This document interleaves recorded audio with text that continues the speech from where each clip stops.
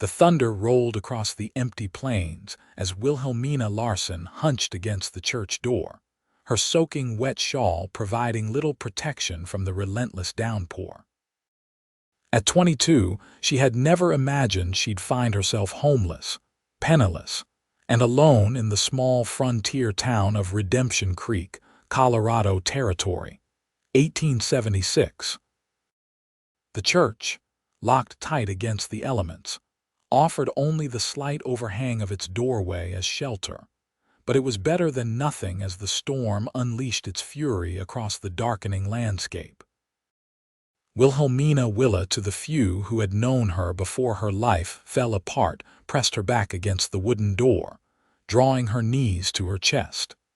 She had arrived in town only yesterday, having spent the last of her money on the stagecoach fare. The letter promising employment as a schoolteacher had turned out to be a cruel joke. There was no position available, and now she was stranded in an unfamiliar town with nothing but the clothes on her back and a small carpet bag containing her few remaining possessions. Her stomach growled painfully, reminding her that she hadn't eaten since the meager biscuit she'd been given on the stagecoach the previous morning. The cold seeped through her damp clothes and into her bones as she tried to make herself as small as possible. The rain showed no signs of letting up, and night was falling fast. Willa closed her eyes, trying to summon the strength to endure another hour, another night. She had survived this long. Surely she could survive a little longer. But the bitter cold and the emptiness in her stomach made even hope seem like a distant luxury. "Miss," a deep voice called out over the pounding rain. Willa's eyes flew open. A tall figure approached on horseback, the silhouette unmistakably that of a cowboy, broad-shouldered and topped with a wide-brimmed hat. He dismounted with ease, leading his horse closer to the church. "Miss, are you all right?"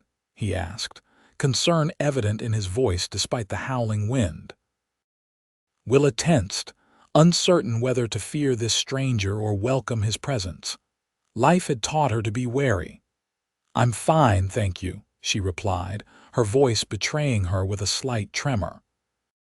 The cowboy stepped closer, and in a flash of lightning, Willa caught a glimpse of his face, strong-jawed, with kind eyes that seemed to assess her situation in an instant. "No disrespect intended, madam, but you don't look fine," he said, removing his hat as a gesture of respect, letting the rain soak his dark hair. "Nobody should be out in weather like this, especially not sleeping by a church door."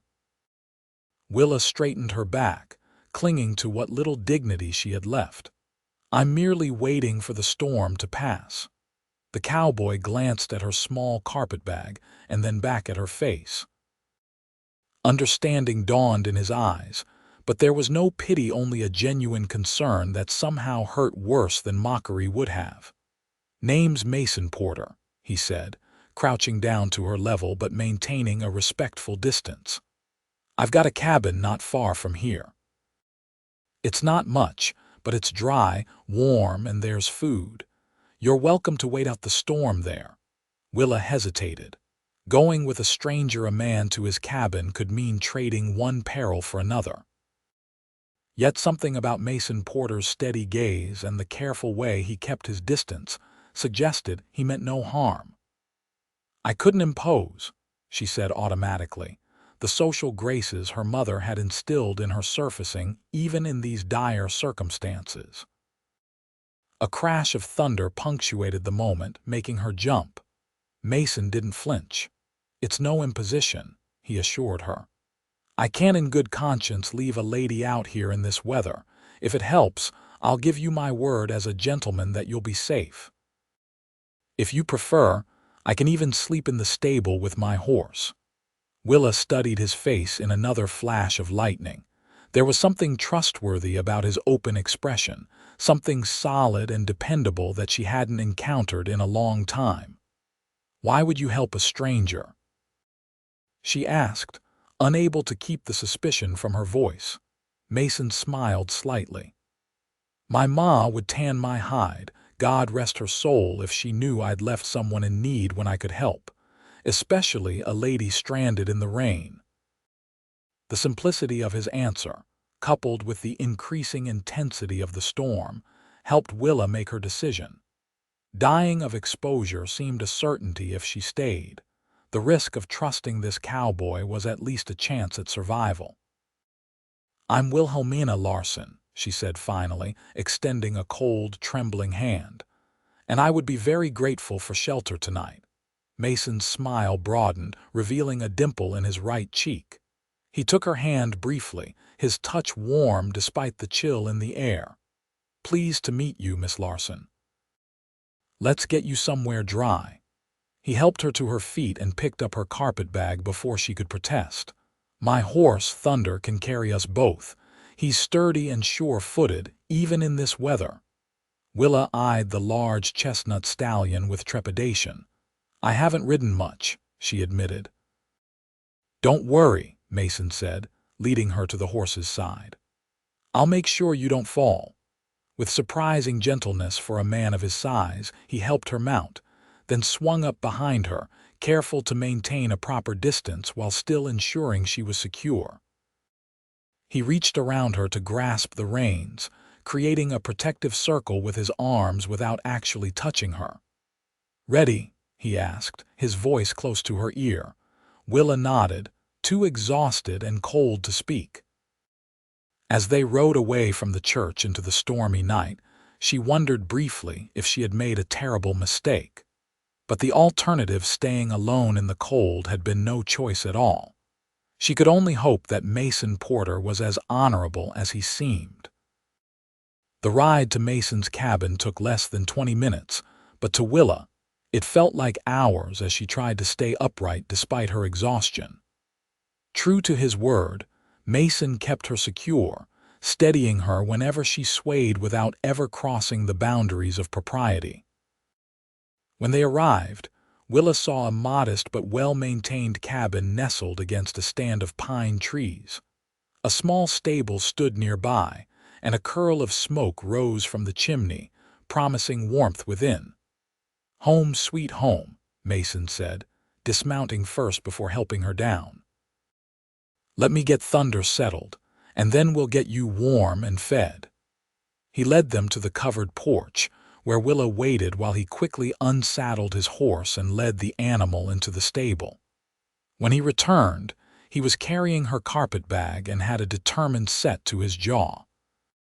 "Let's get you inside," he said, opening the door to reveal a simple but clean interior.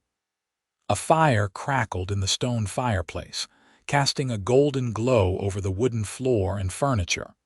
The cabin was a single room with a curtained-off area that Willa assumed was for sleeping.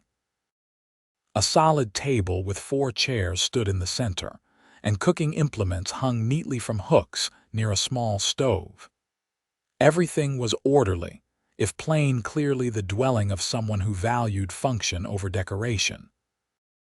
"Please sit by the fire," Mason said, gesturing to a rocking chair positioned near the hearth. "I'll make us some coffee and heat up some stew." Willa sank gratefully into the chair, extending her hands toward the flames. The warmth seemed to reach into her very soul, thawing something that had been frozen for too long. The rhythmic sound of Mason moving about the cabin, setting down her bag, pouring water into a coffee pot, stirring something in a cast iron pot, created a strange sense of normalcy that felt almost forgotten. "I hope you like venison," he said over his shoulder as he worked. "Shot the deer myself last week." "I'm sure it will be wonderful," Willa replied, surprised to find she meant it. At this point, any food would have been welcome, but the rich aroma filling the cabin promised something truly delicious. "If you'd like to change into something dry, you can use the area behind that curtain," Mason offered, nodding toward the partitioned corner. "I'll keep my back turned until you say otherwise." Grateful for his consideration, Willa retrieved her bag and slipped behind the curtain. She changed quickly into her only other dress, a simple blue cotton that had seen better days but was at least dry. She ran her fingers through her damp blonde hair, wishing for a proper brush but making do with what she had. "I'm decent," she called softly when she had finished. True to his word, Mason had kept his attention focused on the stew. When he turned and saw her, something flickered in his eyes' appreciation, perhaps, though he quickly masked it with a polite nod. "Feel better?" he asked, ladling stew into 2 bowls. "Much, thank you," she answered, returning to the rocking chair. Mason brought her a steaming bowl and a spoon, then poured 2 cups of coffee. He took the straight-back chair opposite her, giving her space while they ate. The stew was hearty and flavorful, with chunks of tender venison, potatoes, and carrots swimming in a rich broth. Willa had to force herself to eat slowly, though her hunger made her want to devour it in seconds. "This is delicious," she said after a few bites. Mason smiled, clearly pleased. "Thank you. It's my mother's recipe. She taught me to cook before she passed." "I'm sorry for your loss," Willa said sincerely. "It was some years ago now," he replied with a slight shrug, though his eyes showed the pain was still there. "She and my father both caught the fever. I was 18 then. Been on my own since." Willa nodded, understanding all too well how quickly life could change. "My parents died in a fire 2 years ago," she said, surprising herself with the admission. "Our home in Pennsylvania burned down while I was visiting a friend. I lost everything." Mason's expression softened. "I'm truly sorry, Miss Larson. That's a terrible burden to bear." "Please call me Willa," she said impulsively. "Miss Larson sounds so formal after you've rescued me from a storm." He smiled that dimpled smile again. "Willa it is, then, if you'll call me Mason." They fell into a companionable silence as they finished their meal. Outside, the storm continued to rage, but inside the cabin, Willa felt safer than she had in months. When they had finished eating, Mason collected the bowls and set them in a basin of water. "Would you like more coffee?" he offered.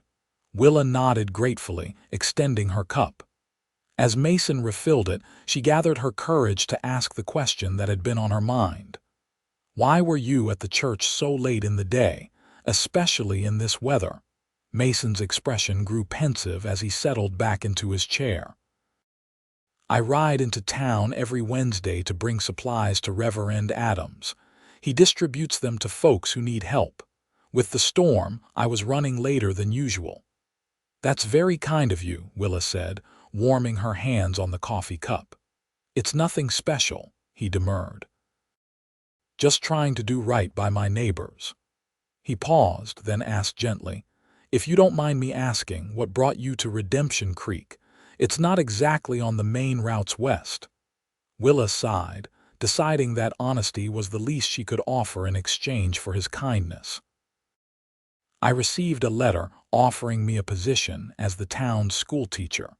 I spent my last dollars on the stagecoach fare, only to discover upon arrival that no such position exists. The previous teacher's husband recovered from his illness, so she withdrew her resignation." "And they didn't think to send you another letter?" Mason asked, frowning. "Apparently not," Willa said with a bitter smile. "I had already left my previous situation. There was nowhere to go but forward." "What was your previous situation?" he asked, then quickly added, "If that's not too personal a question." Willa looked into her coffee cup, watching the dark liquid swirl. "I was a companion to an elderly widow in Denver. When she died, her son gave me 2 weeks' wages and told me to find new employment. I saw the advertisement for Redemption Creek and thought it was Providence." She laughed without humor. "I suppose I was wrong." Mason's face darkened with anger on her behalf. "That's not right, leaving you stranded like that. The town council should at least have arranged for your return fare." "They offered their apologies," Willa said, "but claimed the town treasury couldn't spare the expense. The mayor suggested I might find work at the saloon." Mason's eyebrows shot up. He didn't. He did, Willa confirmed, her cheeks coloring slightly at the memory. I declined. Good for you, Mason said firmly, though that doesn't solve your immediate problem. Willa shrugged, trying to appear more nonchalant than she felt. I'll figure something out, I always do. Mason seemed to consider something for a moment, then spoke carefully. I don't mean to presume, but the Wilson Ranch about 5 miles from here has been looking for a housekeeper. Mrs. Wilson is expecting their 4th child and could use the help. They're good people, fair employers. Hope flickered in Willa's chest, though she tried not to let it show too plainly on her face. Do you really think they might hire me? I'd be happy to take you there tomorrow, Mason offered. Walter Wilson owes me a favor or two. I could put in a good word. That would be. Willa had to swallow past the lump in her throat. That would be very kind of you. It's settled then, Mason said with a decisive nod. But for tonight, you should get some rest. You take the bed and I'll bunk out here by the fire. Willa started to protest, but Mason held up a hand. I won't hear otherwise. My ma raised me better than to let a lady sleep on the floor while I take the bed.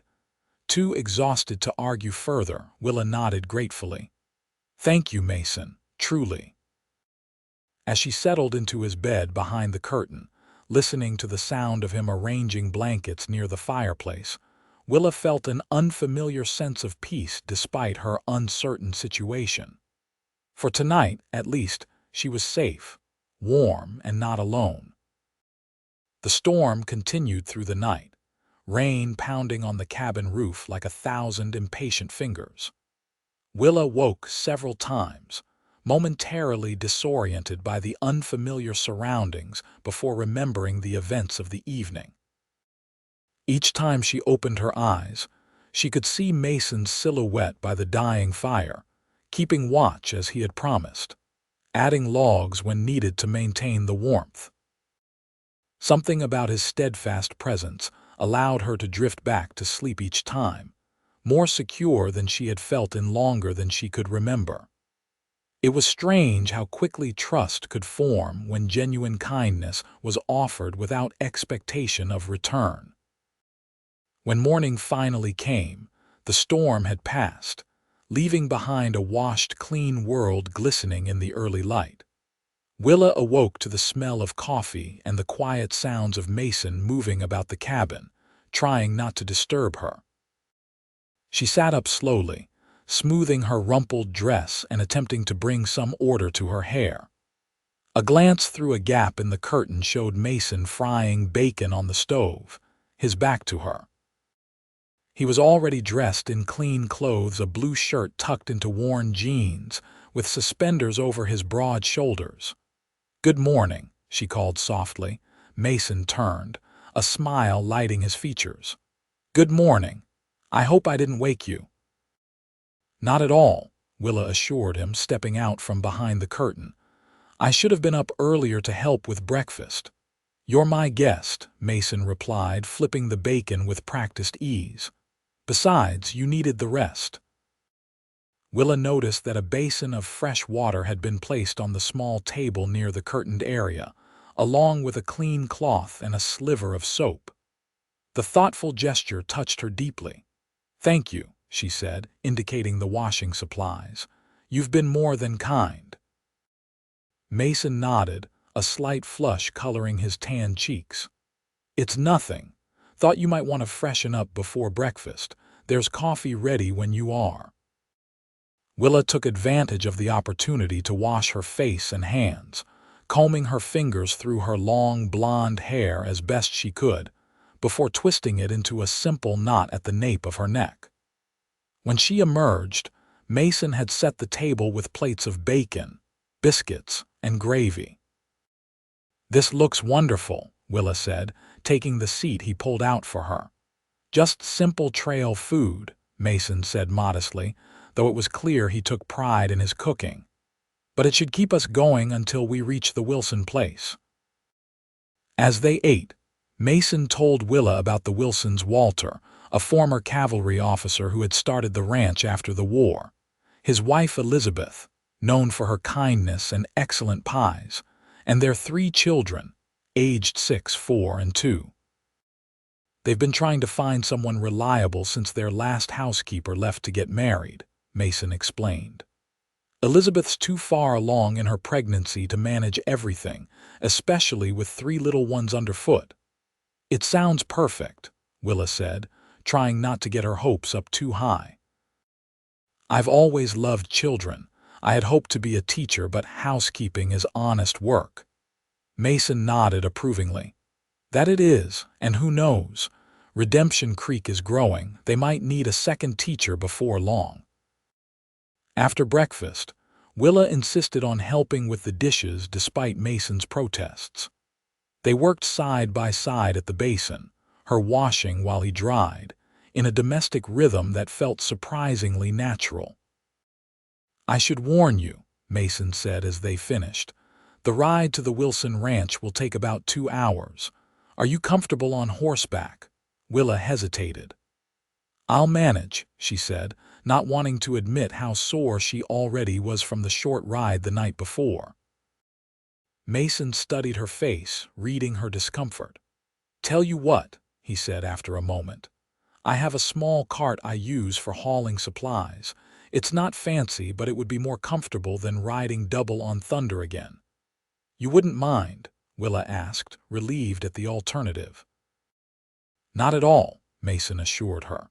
It'll take a bit longer, but it's a fine day for a drive. Within the hour, they were on their way. Mason had hitched Thunder to a small, well-maintained cart with a bench seat just wide enough for 2. Willa's carpetbag was secured in the back, along with a few supplies Mason had decided to bring for the Wilsons. The morning was glorious after the storm, with clear blue skies and wildflowers dotting the rolling plains. The air was fresh and clean, carrying the scent of pine from the distant mountains and the sweet perfume of prairie grasses. As they traveled, Mason pointed out landmarks, a distant ridge where he sometimes hunted, a creek that provided the best fishing in the county, a stand of cottonwoods where wild turkeys often roosted. His obvious love for the land was infectious, and Willa found herself seeing beauty in the rugged landscape that she might have overlooked before. How long have you lived here? She asked as they crossed a shallow ford, the water sparkling in the sunlight. Born and raised in Colorado Territory, Mason replied, guiding Thunder carefully through the water. My father came west after the Mexican War, met my mother, and built our home about 10 miles from where my cabin stands now. I moved closer to town after they passed, but I couldn't imagine living anywhere else. You never wanted to see other places? Willa asked, curious about this man who seemed so content with his life. Mason considered the question seriously before answering. I rode with a cattle drive to Kansas once when I was 19. Saw enough of the world to know what I'd be missing if I stayed put. He smiled, gazing out at the vast landscape, and decided I wasn't missing much at all. There's something to be said for knowing where you belong, Willa said softly, a note of wistfulness in her voice. Mason glanced at her, his expression thoughtful. You'll find your place, Willa. Sometimes it takes a while, but everyone has somewhere they fit just right. I hope you're right, she replied, trying to share his optimism. They fell into companionable conversation as they continued their journey, discovering shared interests in books. Mason kept a small but treasured collection in his cabin, and music. Willa had learned to play the piano as a child, while Mason could coax a surprisingly sweet tune from his harmonica. When they stopped to rest the horse and eat a simple lunch of bread, cheese, and apples that Mason had packed, Willa found herself laughing at his tales of frontier mishaps, like the time he'd accidentally disturbed a skunk while searching for a lost calf, or when he tried to impress a girl at a barn dance by attempting a complicated jig and ended up tangled in a clothesline. You didn't, Willa gasped between giggles. I most certainly did, Mason confirmed with a rueful grin. Took down 3 weeks' worth of the Johnsons' washing and landed face first in a mud puddle. Suffice to say, Miss Johnson was not impressed. I can't imagine why not, Willa teased, surprising herself with her boldness. Mason's eyes crinkled with amusement. I was a gangly 18-year-old with more confidence than skill. These days I like to think I'm a bit more circumspect. And a better dancer? Willa asked innocently. Marginally, he admitted with a laugh. Though I haven't had much cause to practice lately. Their eyes met for a moment, and something warm flickered between them before Mason cleared his throat and suggested they continue their journey if they wanted to reach the Wilsons by mid-afternoon. As they traveled on, Willa found herself studying Mason when he wasn't looking the strong line of his jaw. The way the sun brought out auburn highlights in his dark brown hair, the competent gentleness of his hands on the reins. There was something solid about him, something trustworthy that went deeper than just his words or actions. Just past noon, they crested a small rise, and Mason pointed ahead. There it is, the Wilson Ranch. Willa followed his gesture and saw a substantial homestead in the distance, a 2-story farmhouse painted white, a large red barn, several outbuildings and corrals containing horses and cattle. A thin column of smoke rose from the chimney, and even from this distance, Willa could make out figures moving about the yard.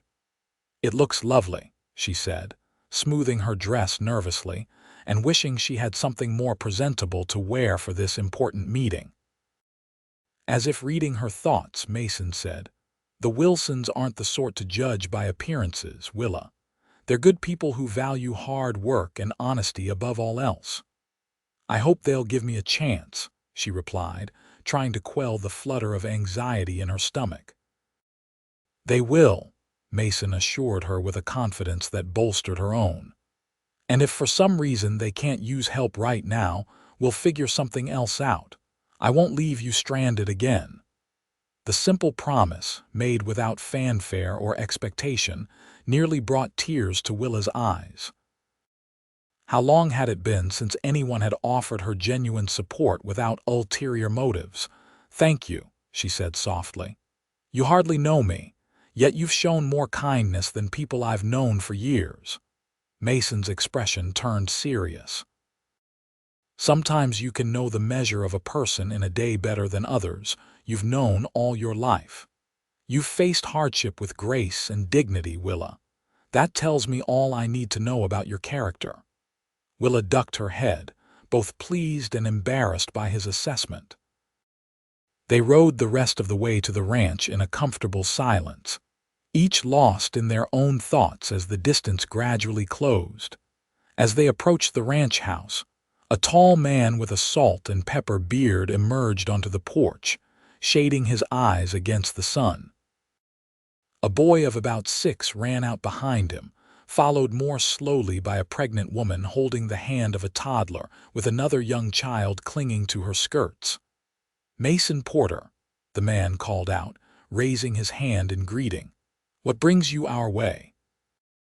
Mason reined in the cart and lifted his hat in response. "Walter, Elizabeth, good to see you folks. I've brought someone I'd like you to meet." He helped Willa down from the cart with a reassuring smile before turning back to the family. "This is Miss Wilhelmina Larson. She's new to Redemption Creek and looking for a position. I recalled you were in need of household help, so I thought I'd make the introduction."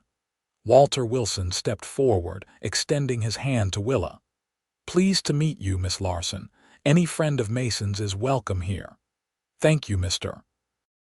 Wilson," Willa replied, shaking his hand firmly. "I appreciate the opportunity to introduce myself." Elizabeth Wilson came forward, her kind face breaking into a warm smile. "You've come at just the right time, Miss Larson. I was just telling Walter this morning that I don't know how I'll manage once the baby comes. Please, come inside out of the sun. We can talk while the men see to the horse." As Walter and Mason led Thunder toward the barn, Elizabeth ushered Willa into a spacious, welcoming kitchen. The children, initially shy, soon warmed to the newcomer, especially when Willa admired the youngest girl's doll and complimented the boy on the wooden horse he was proudly showing her. Over coffee and freshly baked cornbread, Elizabeth explained what the position would entail, helping with cooking, cleaning, laundry, and minding the children when Elizabeth was occupied with the new baby. The pay was fair, room and board included, with Sundays off and the occasional Saturday if work permitted. "It's hard work," Elizabeth said candidly, "but we treat our people like family. The previous housekeeper only left because she married the blacksmith's son and moved to Denver." "It sounds perfect," Willa said sincerely. "I'm not afraid of hard work, Mrs. Wilson, and I love children." "That's plain to see," Elizabeth replied with a smile, watching as her middle child, Emma, showed Willa a treasured picture book. "And please call me Elizabeth. We don't stand on ceremony here." By the time Walter and Mason joined them, the basic terms had been agreed upon. Willa would have a 2-week trial period, after which both parties could decide if the arrangement should continue. "Mason speaks highly of you," Walter said as they finalized the details. "Says you've had some bad luck but handled it with dignity. That counts for a lot in my book." Willa glanced at Mason, who was helping the Wilson boy, James, build a structure with wooden blocks on the floor. He looked up and caught her eye, offering a small, encouraging nod. "I've been fortunate in my friendships, if not in my circumstances," Willa replied, turning back to Walter. "I promise I won't let you down." "I'm sure you won't," Walter said with a firm nod. "You can start tomorrow if that suits. We have a small room off the kitchen that was built for the housekeeper. It's yours for as long as you're with us."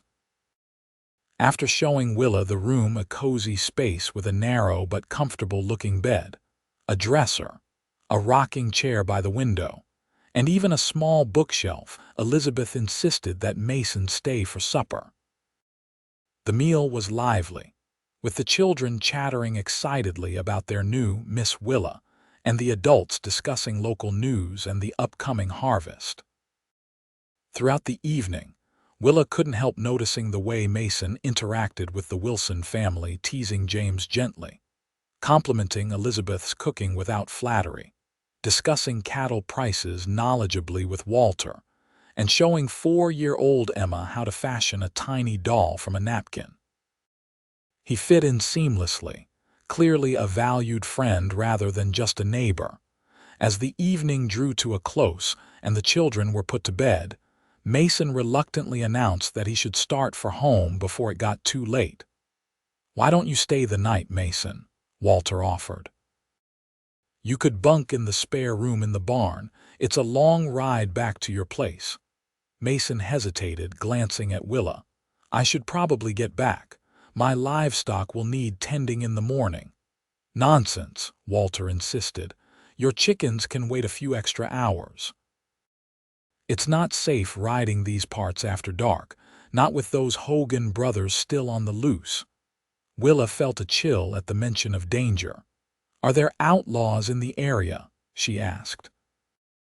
"The Hogan gang has been rustling cattle and robbing travelers about 20 miles north," Elizabeth explained, frowning with concern. "They haven't come this far south yet, but there's no sense taking chances."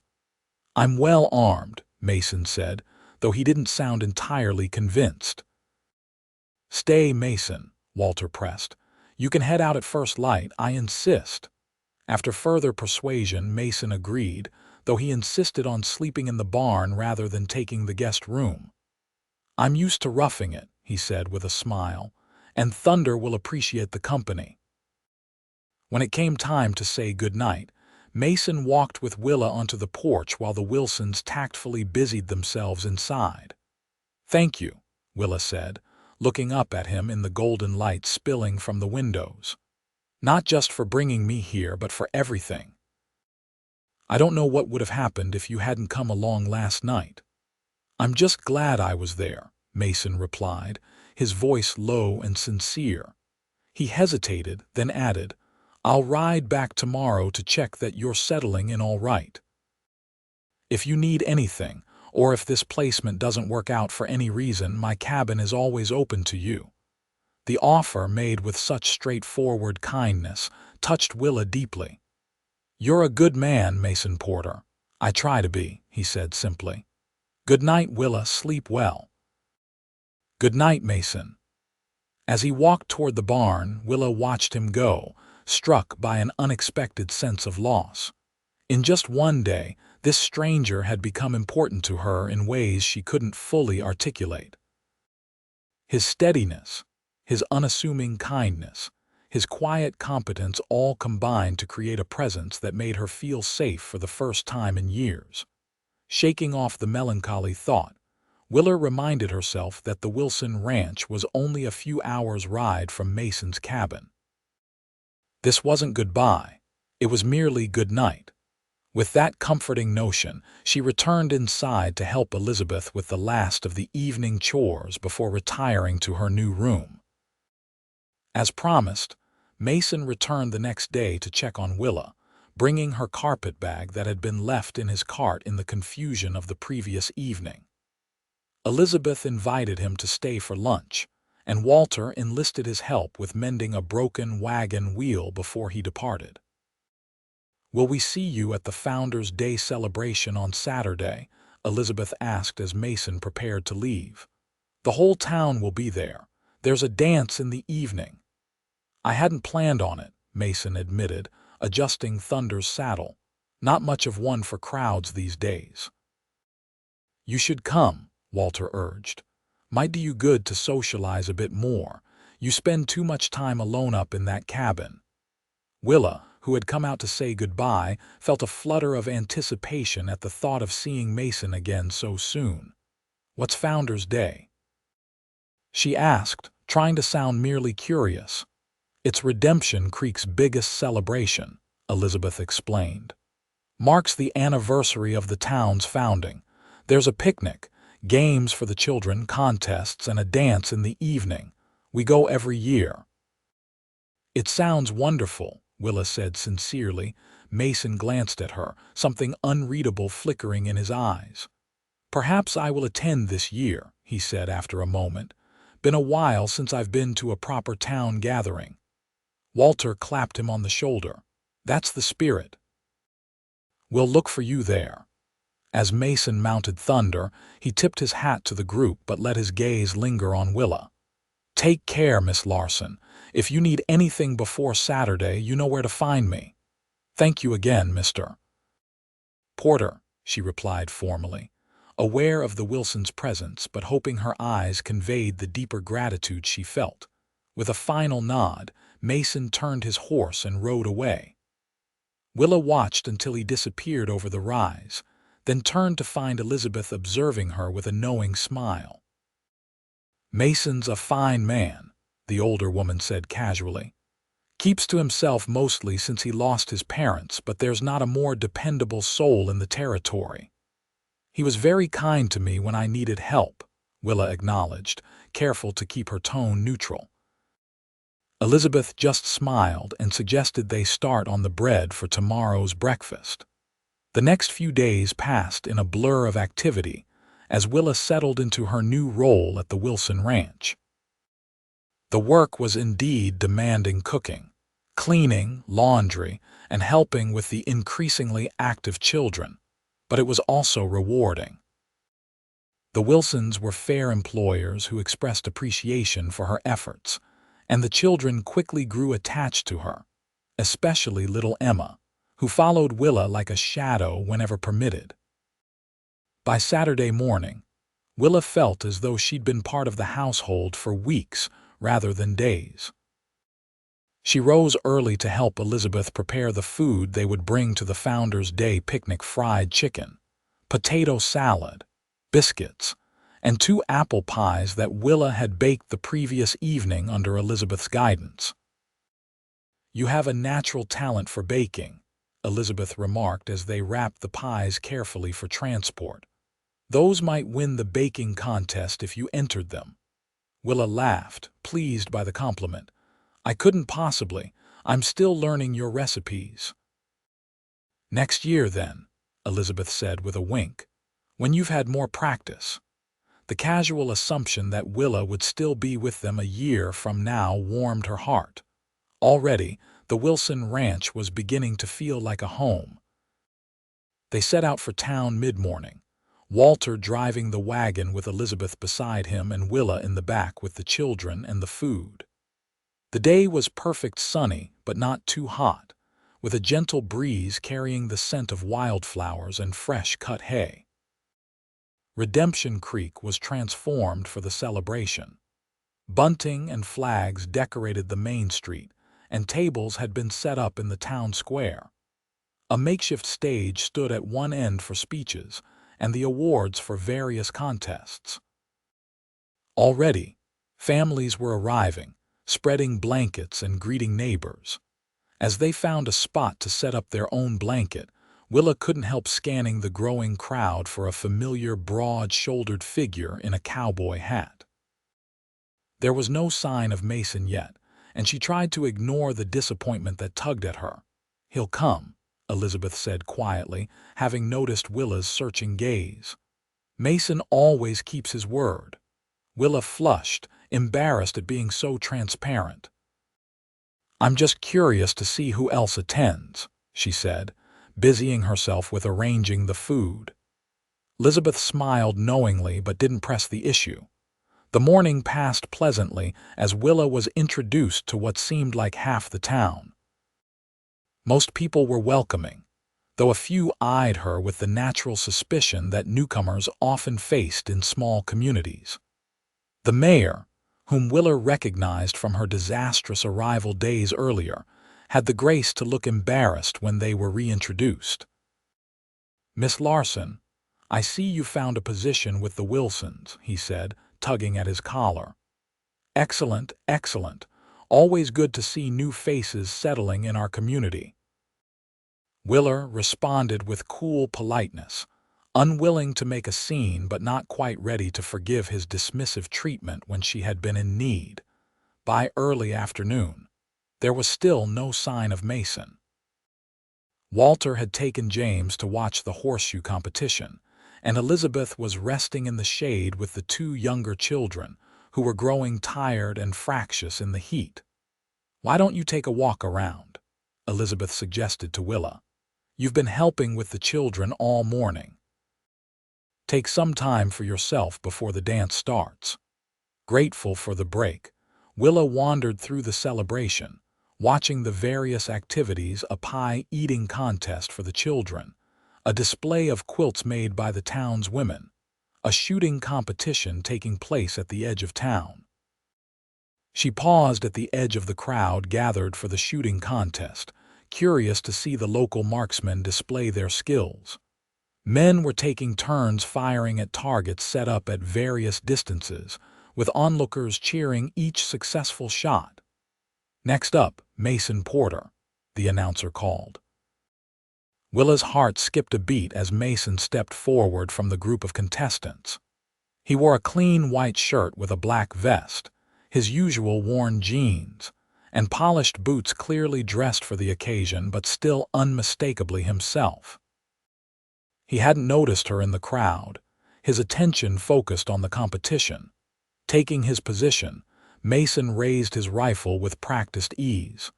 3 shots rang out in quick succession, each finding its mark in the center of the target.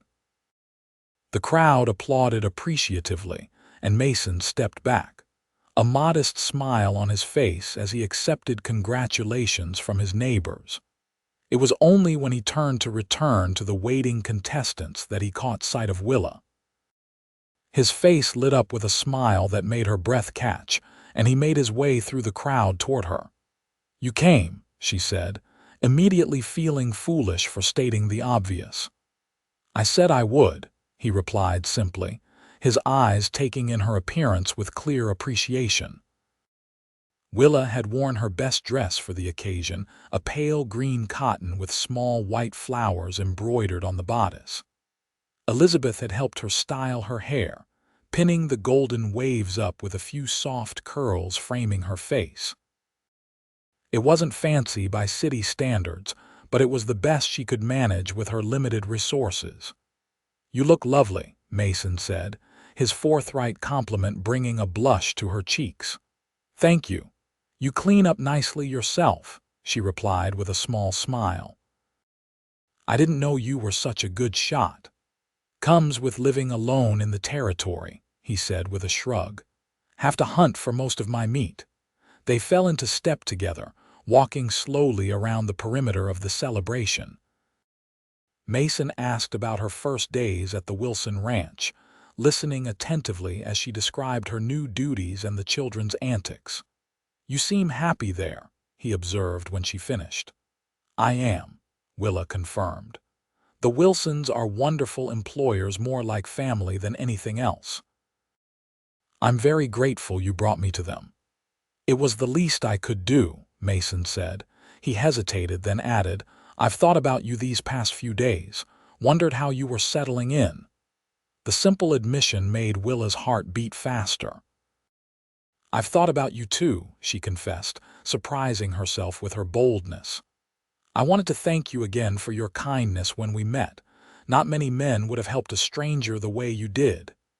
"Any decent man would have done the same," Mason demurred. "No," Willa said firmly. "Not every man would have been so respectful, so considerate. You gave me shelter without making me feel indebted or uncomfortable." "That's rare, Mason." He looked away, seemingly embarrassed by her praise. "Like I said, my mother raised me right." "She must have been a remarkable woman," Willa said softly. "She was," Mason agreed, a shadow of old grief crossing his face before he smiled again. "She would have liked you, said I needed someone with spirit in my life." The implication of his words hung between them, neither quite ready to acknowledge it directly. They had reached the edge of town, where the buildings gave way to open prairie. By unspoken agreement, they turned back toward the celebration. "Will you stay for the dance?" Willa asked, trying to keep her tone casual. "I plan to," Mason replied. "Though I should warn you, my dancing hasn't improved much since that clothesline incident I told you about." Willa laughed, the tension broken. "I'm willing to risk it if you are."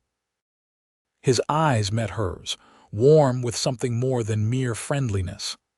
"I'd be honored if you'd save me a dance, Miss Larson."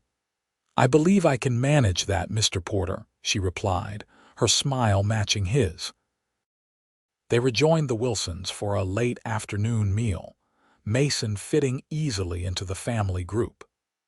As the sun began to set, lanterns were lit around the town square, and the musicians began tuning their instruments on the stage that had been cleared for dancing. Families with young children began to depart, but the Wilsons had arranged to leave their little ones with a neighbor so they could enjoy the evening. As the music started, a lively fiddle tune that had couples quickly forming sets for a real waltz led Elizabeth onto the makeshift dance floor, leaving Willa and Mason sitting together on the edge of the gathering.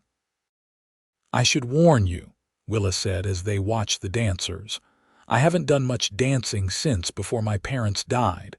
I'm probably out of practice." "That makes two of us," Mason replied with a rueful smile. "But I believe I promised not to let you fall." When the next dance was announced, a simple waltz, Mason stood and offered his hand. "May I have this dance, Miss Larson?" Willa placed her hand in his, feeling the strength and warmth of his calloused palm against her skin. "You may, Mr. Porter." Despite his self-deprecating warnings, Mason proved to be a competent dancer, guiding Willa with the same gentle confidence he showed in everything else.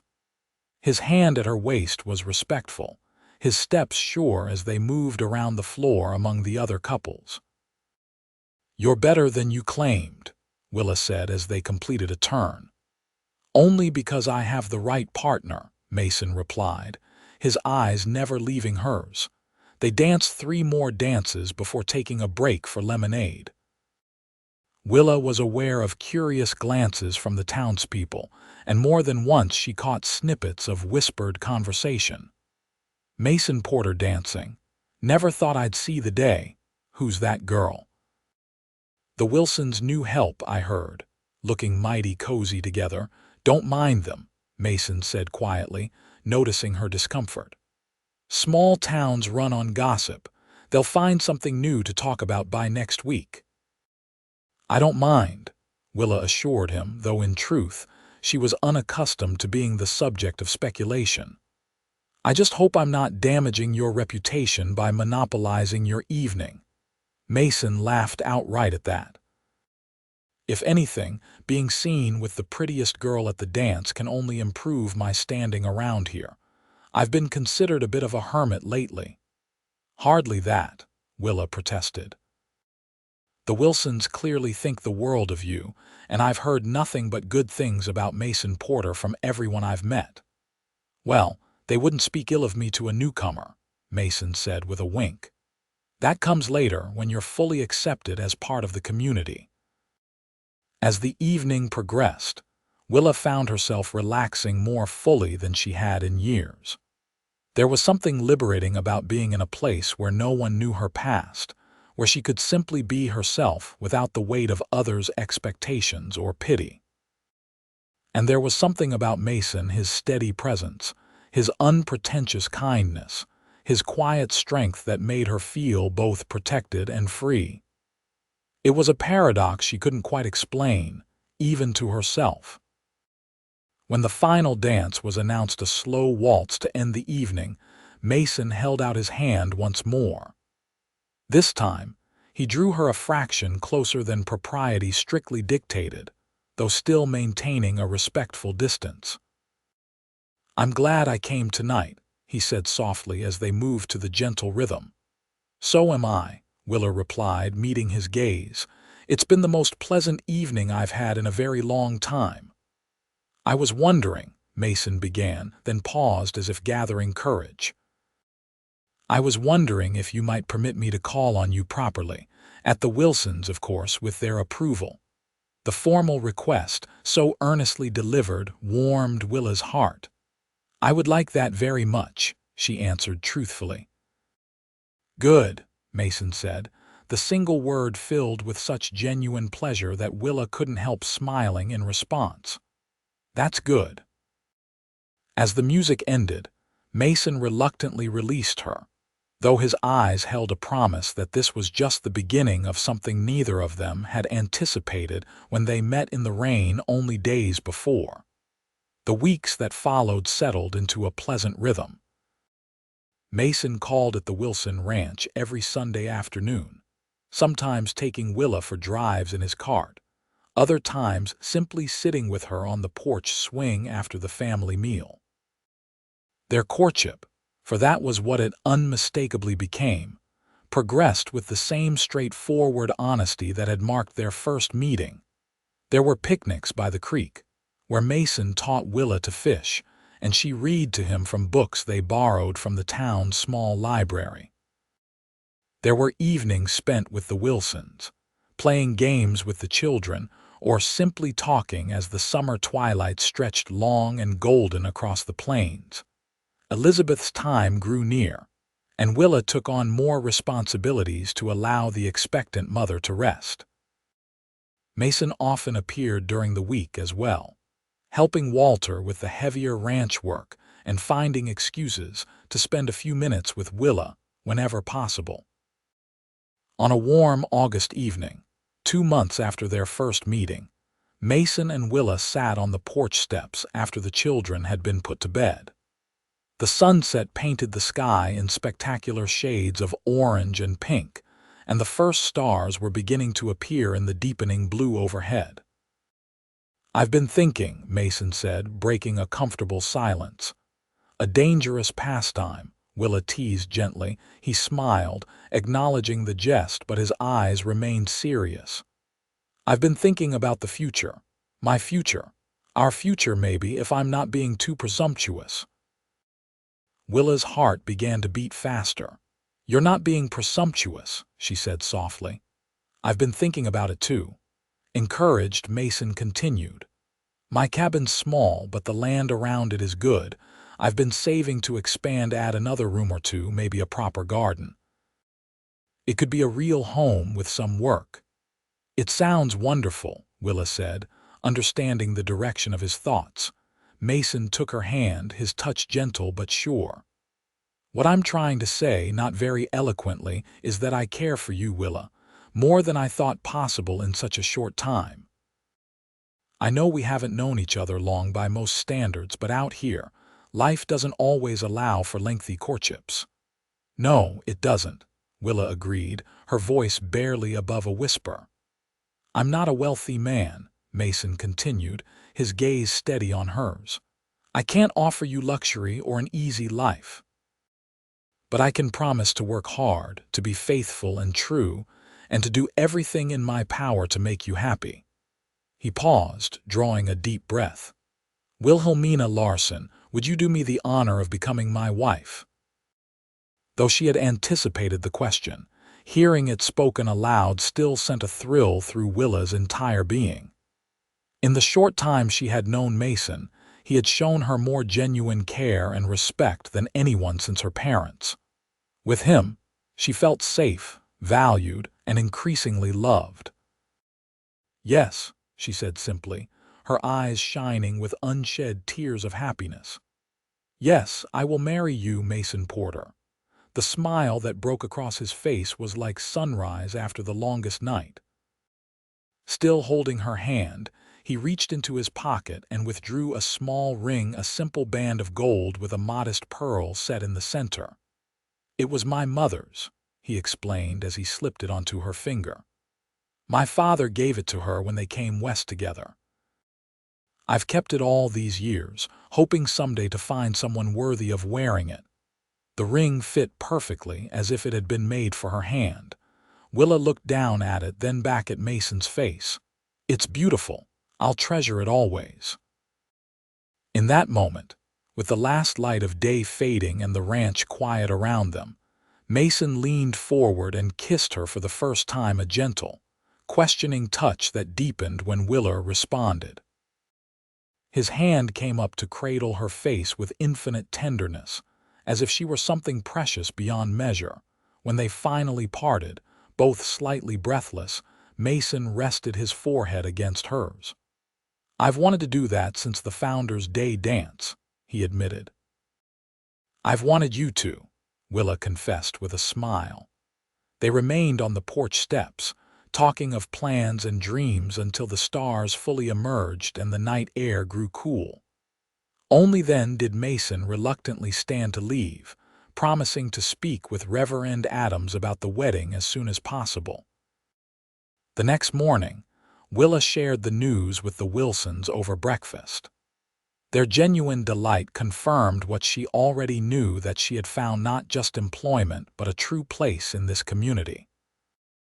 "I always thought you two would make a fine match," Elizabeth said, beaming despite her obvious discomfort as her time grew near. "Mason's needed someone like you in his life for years now. And you'll need to start looking for my replacement," Willa said, suddenly concerned about leaving Elizabeth with the children and a new baby. "Nonsense," Walter interjected firmly. "You're only moving a few hours' ride away, not leaving the territory. Besides, my sister's daughter is coming to stay with us next month. She's been looking for a change of scenery since her engagement ended." "You'll still be part of our family," Elizabeth assured her, reaching across the table to squeeze Willa's hand. "Just in a different way." A week later, as Mason and Willa were finalizing plans for a small wedding to be held at the church in Redemption Creek, Elizabeth went into labor. Willa spent the night helping the midwife, comforting the children, and keeping Walter calm as they welcomed a healthy baby boy into the world just before dawn. When Mason arrived later that morning for his usual Sunday visit, he found Willa in the kitchen, exhausted but radiant as she prepared breakfast for the family. Elizabeth had the baby, she told him as he hung his hat by the door. A beautiful son. They're both doing well. That's wonderful news, Mason said, crossing to kiss her gently in greeting. And you look like you haven't slept all night. I haven't, Willa admitted with a tired smile. But it was worth it to help bring new life into the world. I've never experienced anything like it. Something in Mason's expression shifted as he looked at her, a softening, a deepening of the affection that was already there. You're remarkable, Willa Larson, he said quietly. She blushed, unused to such direct praise. I just did what needed doing. That's what makes you remarkable, he insisted. You face whatever comes with grace and strength. Before Willa could respond, Walter appeared in the doorway, his face alight with pride. Mason, come see my son. As they followed Walter to the bedroom where Elizabeth rested with the newborn, Mason took Willa's hand, giving it a gentle squeeze. The simple gesture conveyed so much support, partnership, and a shared appreciation for the miracle of new life. Elizabeth looked tired but happy, cradling the tiny bundle against her chest. We've decided to name him Samuel Mason Wilson, she announced as they entered. After my father and the man who brought our wonderful Willa to us. Mason's face registered shock, followed by deep emotion. I'm honored, he said, his voice rough. Truly honored. Would you like to hold your namesake? Elizabeth asked, offering the baby. With surprising gentleness for such large hands, Mason took the newborn, cradling him carefully. Willa watched, her heart full, as the man she had agreed to marry gazed down at the tiny life in his arms with wonder. Hello, Samuel, he whispered. Welcome to the world. The moment was perfect, a circle of life and love that had begun with a chance meeting in a rainstorm, and now extended to welcome this new soul. Willa knew then, with absolute certainty, that she had found her place in the world. 2 weeks later, on a perfect September morning with the aspen trees beginning to turn gold against the evergreens, Willa stood in the small church in Redemption Creek, ready to become Mason Porter's wife. She wore a new dress of pale blue, made by Elizabeth and the other women of the town as a wedding gift. Wildflowers adorned her hair, which hung loose around her shoulders at Mason's request. The church was filled with people who, just months ago, had been strangers but now formed the community Willa had longed for since losing her parents. The Wilsons sat in the front pew, Elizabeth holding baby Samuel, while the older children fidgeted excitedly. Even the mayor was present, his earlier dismissive treatment forgotten in the genuine goodwill of the occasion. As Willa walked alone down the short aisle, having no father to give her away, her eyes found Mason waiting for her by the altar. He stood tall and straight in a new black suit, his usually wind-swept hair tamed for the occasion, his face alight with joy and anticipation as he watched her approach. In that moment, the journey that had brought her here, the losses, the struggles, the fear and uncertainty seemed worth every painful step. For it had led her to this man, this place, this future full of promise. When she reached his side, Mason took her hand, his touch as sure and steady as it had been that first night in the rain. Together, they turned to face Reverend Adams, ready to pledge their lives to one another. The ceremony was simple but heartfelt.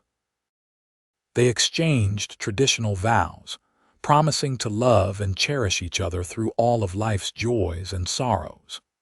When Mason slipped a second gold band onto her finger to join her engagement ring, his hands trembled slightly, the only outward sign of the depth of emotion Willa could see in his eyes. By the authority vested in me, Reverend Adams concluded, I now pronounce you husband and wife. Mr. Porter, you may kiss your bride.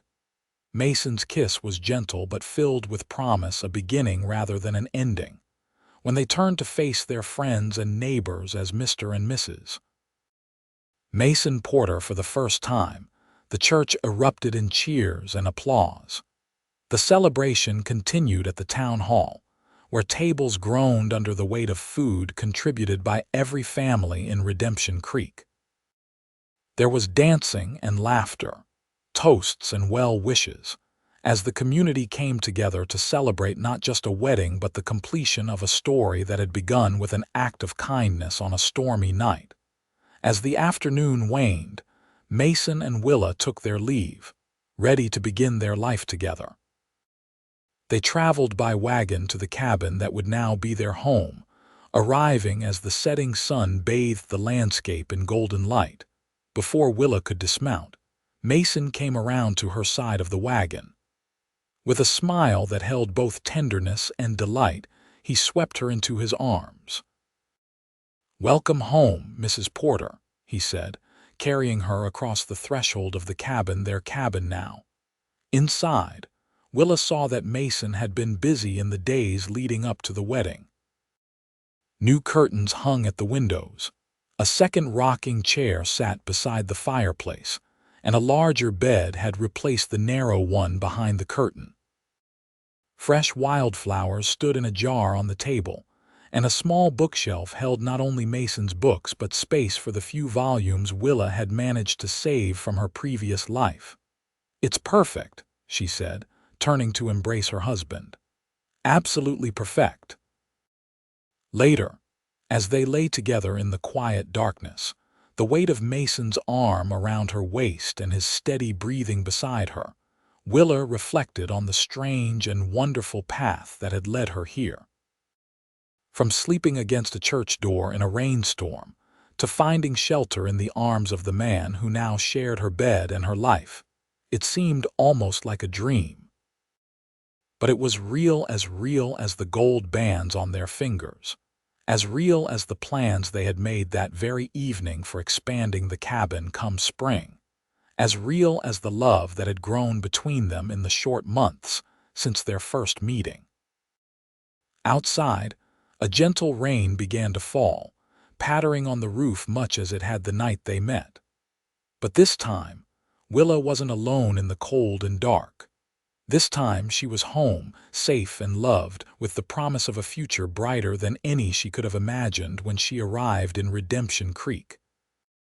She turned in Mason's embrace, resting her head against his chest where she could hear the steady beating of his heart. His arms tightened around her automatically, even in sleep, as if to protect her from any harm that might come. "I love you," she whispered into the darkness, saying the words that had been in her heart for weeks now. To her surprise, Mason's voice answered, thick with sleep but unmistakably tender. "I love you too, Willa, more than I have words to say." And as the rain continued to fall outside their snug cabin, Willa Porter closed her eyes and slept, secure in the knowledge that she had found not just shelter for a night, but a haven for a lifetime.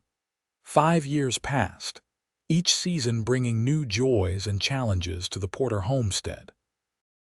The small cabin had grown, just as Mason had promised, with 2 additional rooms built on as their family expanded. A thriving vegetable garden provided fresh produce during the warm months, and Mason's careful management of their livestock ensured meat and milk throughout the year. Willa stood on the porch, watching as her husband taught their 4-year-old son, Thomas, to feed the chickens. The little boy's serious expression as he carefully scattered grain from his small pail was so like his father's that it made Willa smile. Nearby, 2-year-old Sarah toddled after a butterfly, her blonde curls so like Willa's own bouncing with each determined step. Inside, barely 6 weeks old, their newest addition slept peacefully in the cradle Mason had carved during the long winter evenings before her birth. Little Elizabeth, named for the woman who had become Willa's dearest friend, had her father's dark hair and what promised to be his steady temperament. Life was not without its hardships. There had been a difficult winter when Mason had fallen ill with pneumonia, leaving Willa to manage everything while nursing both him and Thomas, then just a baby. There had been a summer drought that threatened their crops and forced Mason to drive their cattle farther afield in search of grazing land. There had been the normal adjustments of two independent people learning to build a life together. But through it all, the foundation remained solid, the trust and respect that had formed that first night in the storm, growing into a love that deepened with each passing day. "Mama, look," Thomas called, pointing skyward. "Eagle." Willa followed his gesture and saw the magnificent birds soaring high above their homestead. "It's beautiful," she agreed, coming down the steps to join her children in the yard. Mason looked up from the chicken coop, catching her eye with a smile that still made her heart beat faster after all these years. The sun had etched fine lines at the corners of his eyes, and hard work had kept his frame lean and strong. To Willa, he was more handsome now than when they'd first met, each line in his face a record of their shared life, each callus on his hands evidence of his dedication to their family. Sarah abandoned her butterfly chase to wrap herself around Willa's skirts. "Up, Mama, up," she demanded, raising her arms. Willa obliged, lifting the child to her hip. "You're getting too heavy for this, little one," she teased, though in truth she cherished these moments, knowing how quickly children grew. Mason finished with the chickens and joined them, Thomas running ahead to swing on the gate. "Elizabeth still sleeping?" he asked, gently tucking a strand of hair behind Willa's ear, a gesture of casual intimacy that had become as natural as breathing. "Like an angel," Willa confirmed. "She'll be hungry soon, though." As if on cue, a thin wail came from inside the cabin. Mason took Sarah from Willa's arms. "I'll take this one. You see to Elizabeth."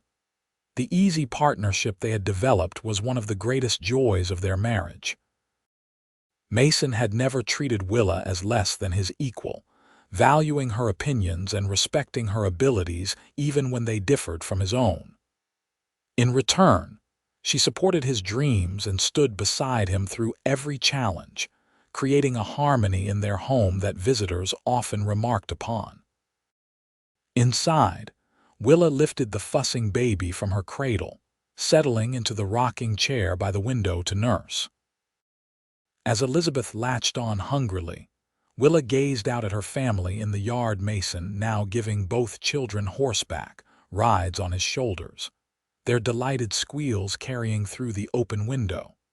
The simple scene, so full of love and ordinary joy, brought unexpected tears to her eyes.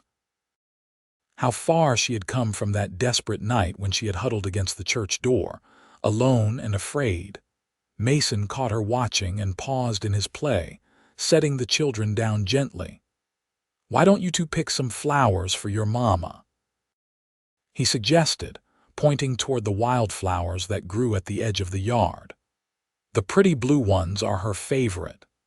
As the children scampered off, carefully supervised but feeling independent in their important mission, Mason came to the window where Willa sat. "You're crying," he said softly, concern in his voice. "What's wrong?" Willa shook her head, smiling through her tears. "Nothing's wrong. I was just thinking about how much has changed since we met, how grateful I am for the storm that brought me to that church door." Understanding dawned in Mason's eyes, followed by a tenderness that still had the power to take her breath away. "I think about that night often," he admitted. "How close I came to taking another route home, how easily we might have missed each other." "But we didn't," Willa said, reaching out her free hand to touch his face. "You found me when I needed you most."